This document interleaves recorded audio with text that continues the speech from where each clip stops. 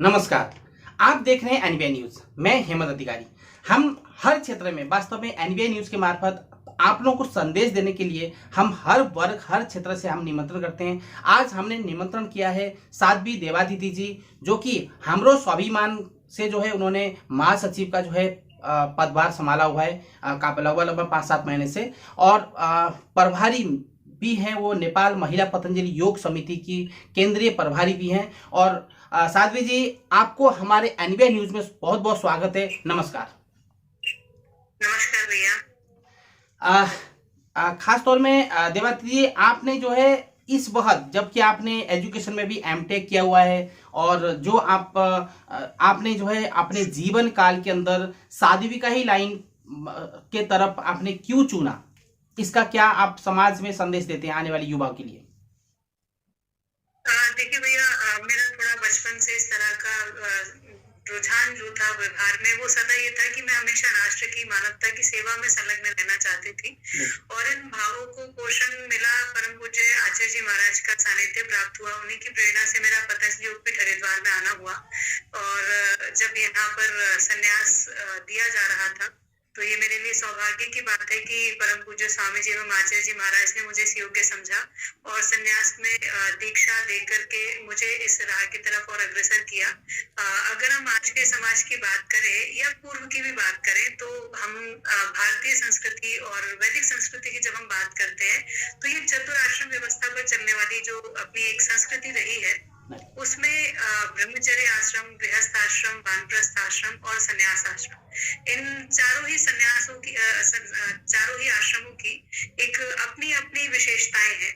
तो जब आपके हृदय में प्रभु के मार्ग पर चलने का, भक्ति के मार्ग पर चलने का और श्रेय मार्ग पर चलने का आपके हृदय में अगर ऐसी भावनाएं हैं, तो फिर हम लोगों को निश्चित रूप से निस्वार्थ भाव के इस मार्ग का चयन करना चाहिए, जहाँ निष्प्रिय होकर के हम अपने जीवन का सदुपयोग कर सके और अधिक रूप में। तो इस वजह से मुझे जब इस तरह का सौभाग्य प्राप्त हुआ, तो निश्चित रूप से मेरे भी हृदय में जो भावनाएं थी उनको पोषण मिला और ये मार्ग मुझे मिला। इसके लिए मैं परम पूज्य स्वामी जी एवं आचार्य जी महाराज की बहुत आभारी हूँ। बिल्कुल साध्वी जी, खासतौर में मैं ये भी पूछना चाहूंगा कि जो आपने मार्ग चुना वो तो आपकी व्यक्तिगत था, लेकिन आपके जो समाज में आपके परिवार है, आपके माँ बाप हैं, उनका क्या इस पर योगदान रहा या आपको इजाजत मिली नहीं मिली? मेरा हमेशा से एक मन में ये विचार था कि मुझे इस मार्ग पे चलना है, परंतु अपने माता पिता के सहयोग के साथ चलना है। तो वो सहयोग मुझे निश्चित रूप से प्राप्त हुआ। बेशक मेरी लाइन टेक्निकल की थी और मेरा फील्ड टेक्निकल का ही था, पर टेक्निकल होने का मतलब ये नहीं है कि हम प्रभु से छूट जाते हैं। इसका ये बिल्कुल भी अर्थ नहीं है कि हमारी आस्थाएं कहीं से अक्षुण्ण हो रही हैं, कहीं से टूट रही हैं। उस मार्ग पे चलते हुए मैंने और ज्यादा इस बात को अनुभूत किया कि मुझे शायद और अधिक प्रेरणा उस मार्ग में दी कि हाँ, मुझे इस श्रेय मार्ग का ही चयन करना है, और वो और ज्यादा सहयोगी रहा। और वहां बात की जाए तो माता पिता ने भी एक सहयोग मेरे तरफ दिखाया और उनके आशीर्वाद से भी इस मार्ग का मैं बहुत ही सहजता से चयन कर पाई। बिल्कुल देवादिति जी, आप जैसे कि एक जिस तरह से आपको एक दायित्व मिला हुआ है हमरो स्वाभिमान में महासचिव का, तो ये संस्था आने वाले टाइम में किस तरफ ले जाएगा और इससे इसका मकसद क्या है? खासतौर में हमरो स्वाभिमान का मकसद क्या है?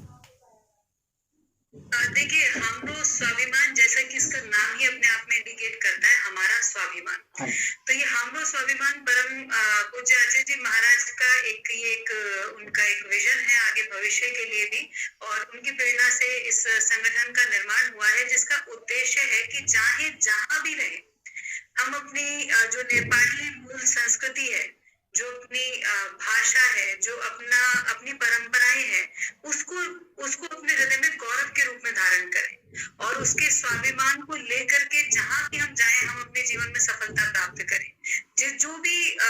जो भी महान बनता है, उसके महान बनने के पीछे उसकी संस्कृति का, उसके पूर्वजों का बहुत बड़ा योगदान होता है।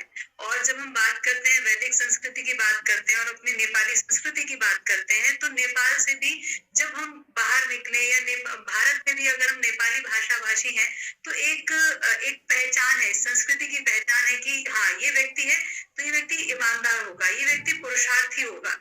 ये पहचान हमें हमारे पूर्वजों ने दी है। उस पहचान को, उस परंपरा के सम्मान को हम हृदय में धारण कर सके, ये विजन है हमरो स्वाभिमान का। और हम चाहते हैं कि हमरो स्वाभिमान के माध्यम से अपनी भाषा का गौरव, अपनी संस्कृति का गौरव, अपने कल्चर का, उसका गौरव हम हृदय में बना करके रखें।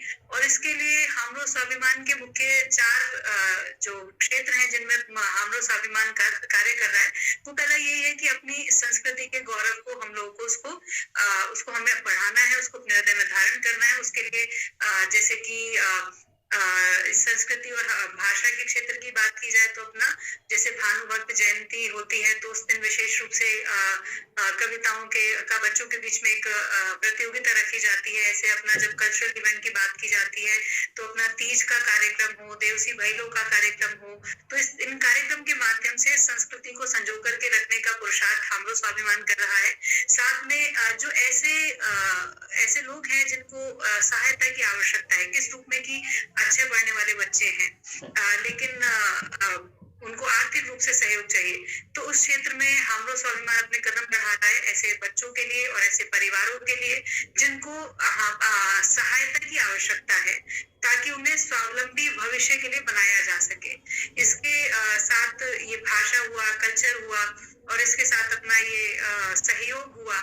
और जिस भी देश के अंदर हम रहते हैं उस देश के प्रति जो हमारी कम्युनिटी का योगदान है उसके गौरव को भी हम धारण करें। जैसे भारत में ही हम बात करें तो अपना गोरखा रेजिमेंट इतना उसका सम्मान के साथ हर कोई व्यक्ति उसका नाम लेता है, तो उसी सम्मान को हम अपने आने वाली पीढ़ियों तक उसको पहुंचा सकें।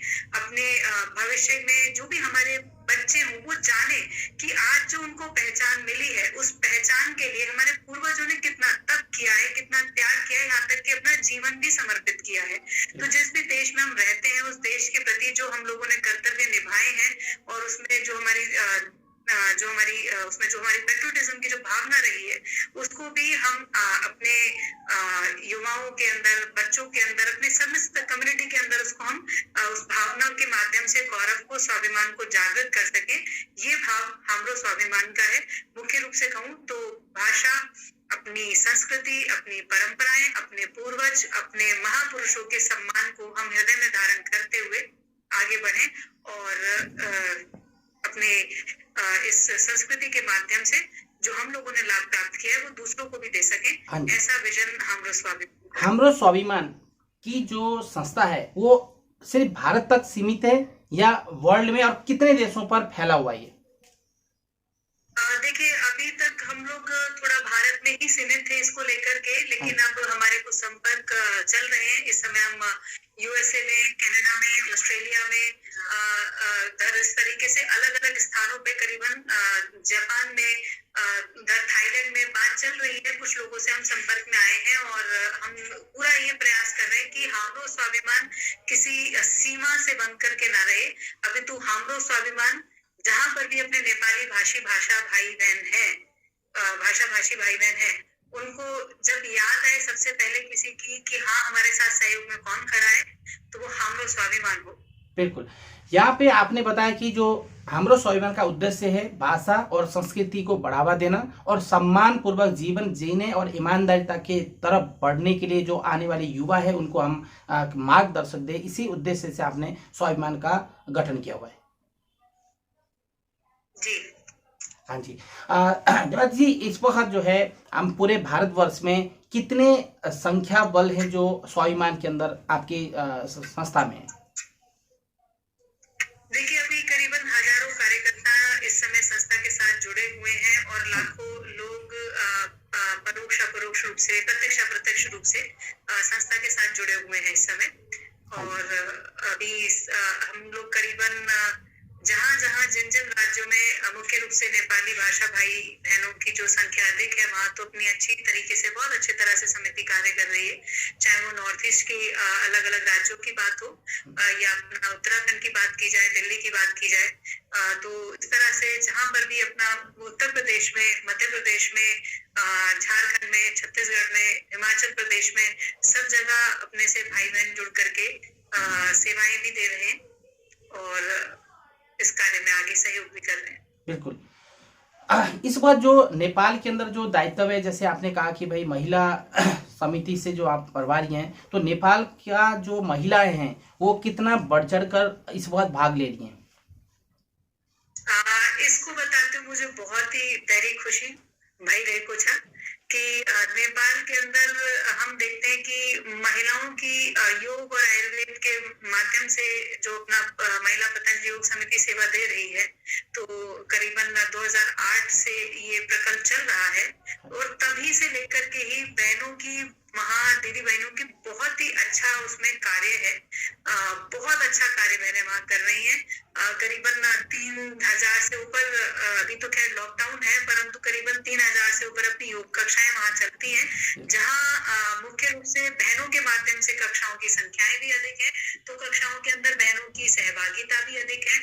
और जब बात की जाए किसी भी कार्यक्रम के व्यवस्थापन की, तो बहनें बहुत उत्साह से नेपाल के अंदर महिला पतंजलि योग समिति के साथ जुड़ी हुई हैं और साथ में अपनी सेवाओं को बहुत ही प्रामाणिकता से वहां पर प्रदान कर रही। बिल्कुल। जैसे कि आपका जो है योग चौतारी करके भी जो आता है, वो स्वाभिमान से ही संबंधित है? जी, पतंजलि योग चौतारी अपना, जी जी, पतंजलि योग समिति नेपाल से संबंधित है। हाँ जी।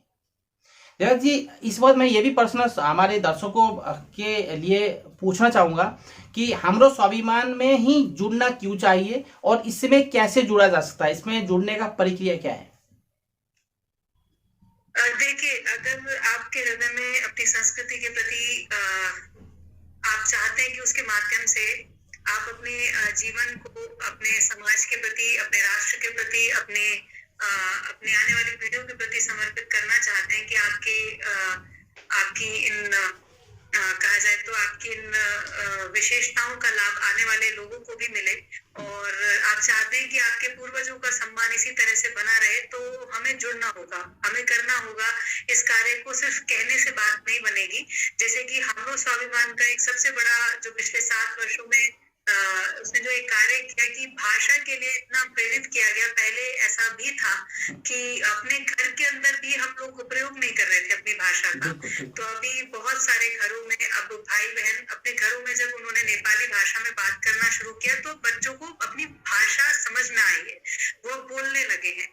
तो हम चाहते हैं कि वो चीज हमें, देखिए, किसी भी व्यक्ति का व्यक्तित्व, उसका अस्तित्व उसकी संस्कृति से होता है। अगर संस्कृति ही जीवित ना रहे तो फिर अस्तित्व ही नहीं बचता। तो अपने अस्तित्व की रक्षा के लिए हमें अपनी संस्कृति की रक्षा करनी और हमरो स्वाभिमान के माध्यम से संगठित होकर के हम सभी लोगों को इस उद्देश्य को पूरा करना है। जुड़ने के लिए आप अपना हमरो स्वाभिमान की वेबसाइट पे जा सकते हैं। हमरो स्वाभिमान की वेबसाइट पे भी कांटेक्ट नंबर्स भी दिए हुए हैं, आप वहां से संपर्क भी कर सकते हैं। और जल्दी वहां पर हम एक फॉर्म भी अगले 4 से 5 दिनों के अंदर हमने फॉर्म भी उसके अंदर एक लॉन्च करने वाले हैं, तो वो फॉर्म फिल करके आप अपनी डिटेल्स भर सकते हैं और आप वहां पे मेंबर बन सकते हैं, सामान्य अपने सदस्य बन सकते हैं। तो सभी लोगों से निवेदन है कि आप जहाँ पे भी हैं, हम लोगों को अपने इस कर्तव्य को पूरा करना है कि एक ऋण हमेशा हमारे ऊपर, हमारे पूर्वजों का, हमारे माता पिता का, हमारी संस्कृति का हमारे ऊपर रहता है। उसे पूरा करने का एकमात्र तरीका ये है कि जो उन्होंने हमें दिया है वो हम आने वाली पीढ़ियों को दे सके। जहां तक ईश्वर ने हमें सामर्थ्य दिया है, उस सामर्थ्य का प्रयोग हम किसी की सेवा में इसलिए कर सके क्योंकि जो हमारे पास है वो निश्चित रूप से ईश्वर ने इसीलिए दिया है ताकि जिसके पास नहीं है उस तक हम पहुंचा सके। तो बहुत सारे भाई बहन ऐसे हैं जो हमारी राह देख रहे हैं, जिन्हें हमारी आवश्यकता है, हमारे सहयोग की आवश्यकता है। तो हमरो स्वाभिमान के माध्यम से हम उन तक वो सहयोग पहुंचा सकते हैं। ये इसके लिए जुड़ने के लिए आप फेसबुक पर भी हमें फॉलो कर सकते हैं। हमरो स्वाभिमान का फेसबुक पेज भी बना हुआ है, वहां पे भी फॉलो कर सकते हैं। और साथ में यहाँ पर हेड ऑफिस HEAD हाँ जी, office@hamroswabiman.com पे आप अपना मेल भी भेज सकते हैं।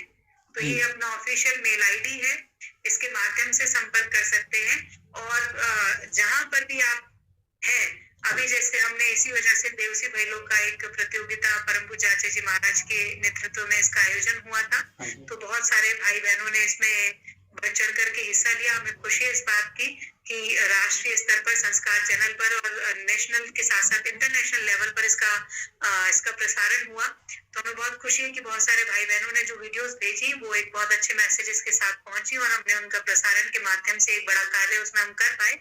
तो ऐसे अलग अलग प्रतियोगिताएं, कार्यक्रमों का आयोजन हमरो स्वाभिमान के माध्यम से होता रहता है। आपके चैनल के माध्यम से मैं ये जानकारी और देना चाहती हूँ कि हम जल्द ही हमरो स्वाभिमान के माध्यम से एक प्लेटफॉर्म योग का भी हम लोग करने वाले हैं कि योग प्रशिक्षण हम देने वाले हैं, क्योंकि कोरोना के समय में सभी को आवश्यकता है। तो ये एक योग शिविर का संचालन भी हमरो स्वाभिमान के माध्यम से होने वाला है। और साथ में कुछ हम कार्यक्रम जल्द ही शुरू करने वाले हैं। विशेष रूप से जो अपने सेमिनार वगैरह है उनका आयोजन रहेगा, ताकि जहां पर भी हमें जो विशेष समस्याएं भी आती हैं या जो समाधान हम प्रस्तुत करना चाहते हैं या अपनी संस्कृति को आगे लेकर के जाना चाहते हैं, तो उससे संबंधित पक्षों को हम उस प्लेटफॉर्म के माध्यम से साप्ताहिक सेमिनार ये रहने वाला है, तो उसके माध्यम से हम उसको अचीव करेंगे। तो वहां पर भी आप जुड़े और फॉलो करें फेसबुक पर, और साथ में अपना आप मेल भेज सकते हैं, संपर्क कर सकते हैं। स्वागत है आपका हमरो स्वाभिमान के लिए।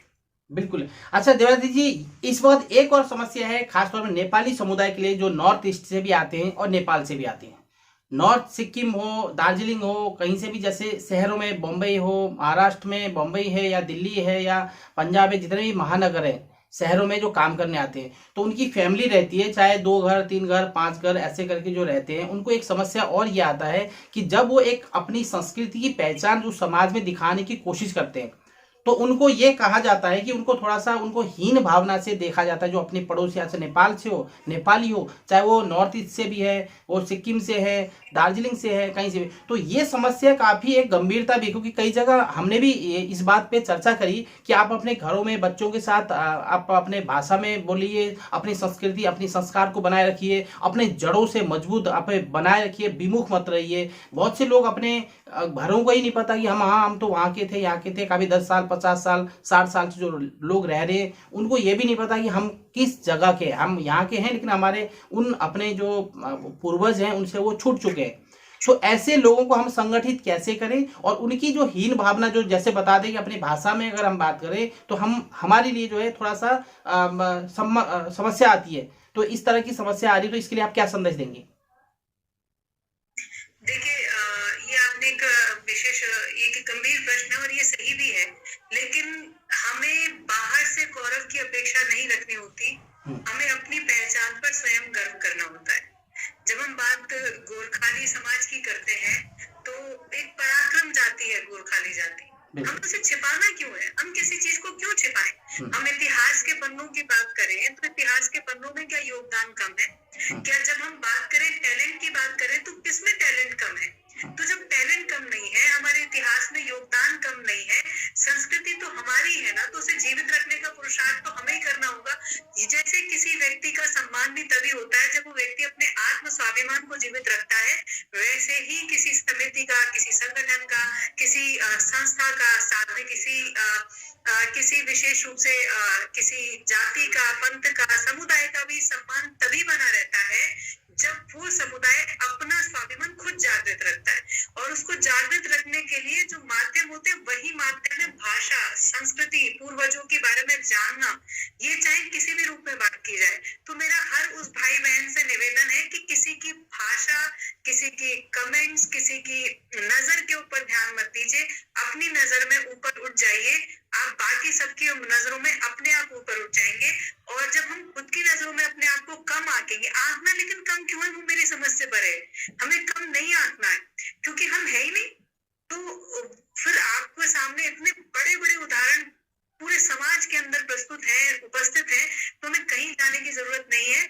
जहां जिस जाति को सम्मान के रूप में, जिसका कम्युनिटी को इस रूप में, गोरखाओं को इस रूप में देखा जाता हो कि भाई शौर्य की बात की जाए तो गोरखा, जब उसमें ईमानदारी की बात की जाए तो गोरखा, तो फिर विश्वास की बात की जाए तो गोरखा, तो फिर कहाँ हम अपने आप को कमा सकते हैं? इससे ज्यादा बड़ा पैरामीटर किसी को समाज के अंदर सम्मान के रूप में और देखने का हो ही नहीं सकता कि आप पे विश्वास भी किया जा रहा है, आपकी बहादुरी पर भी कोई शक नहीं है और आपके जो है ईमानदारी पे कोई शक नहीं है। इससे ज्यादा तो प्रामाणिकता किसी और चीज में हो ही नहीं सकती हमारे अस्तित्व की, हमारी संस्कृति की। मेरा उन सभी भाई बहनों से निवेदन है, किस तरह के भावों में आप स्वयं जीना बंद कर दें।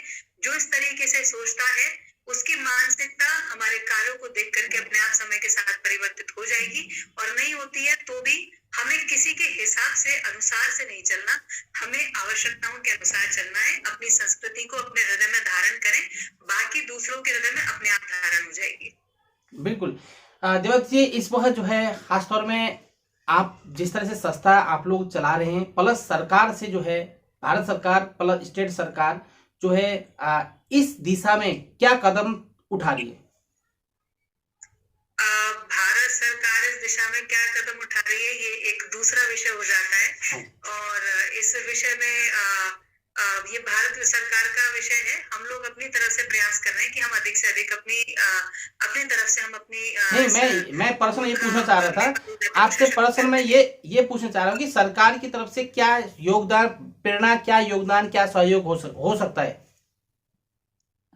देखिए सरकार तो देखिए सबकी होती है, जो राष्ट्र में जो भी लोग रहते हैं उन सबकी सरकार होती है। जो भी सेवाएं सरकार के माध्यम से आती हैं, जो भी एक्टिविटीज उनकी होती हैं वो सबके लिए होती हैं। हमारा इसमें जरूर योगदान ये हो सकता है कि जो एक्टिविटीज रहती हैं उनको हम लोग सभी तक पहुंचा सके। बिल्कुल, उसके लिए हमें प्रयत्न करना है। बिल्कुल देवदत्त जी, हमारे एनबीआई न्यूज के दर्शक को भी अब हम लास्ट क्वेश्चन पूछ रहे हैं, तो हमारे जो एनबीआई न्यूज के दर्शक को लास्ट संदेश दीजिए। जी मैं समझी नहीं बात। हमारे दर्शक हैं एनबीआई न्यूज में दर्शक, प्लस पूरे दुनिया में जो 6 करोड़ नेपाली भाषी है उनके लिए आप एक छोटा सा संदेश दे दीजिए। जी धन्यवाद दादा जी। मैं सभी भाइयों को, बहनों को, दाजू भाई, दीदी भाई, जो संदेश देना चाहूंगी कि हम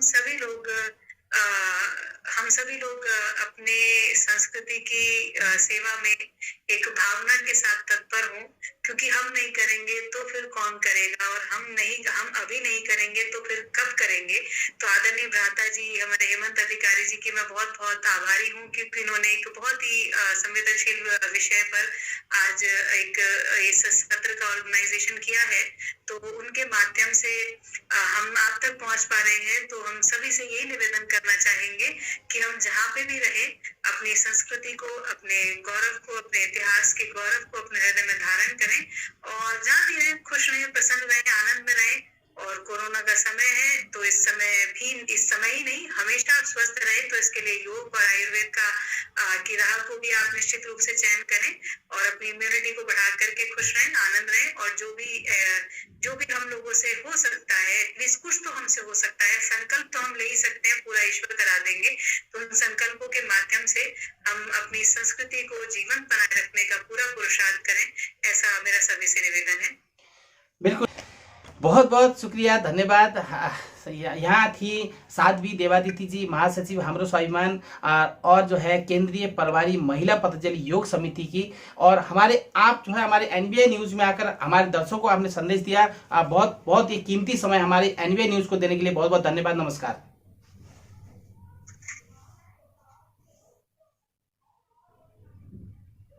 Subscribe to our channel by clicking the subscribe button.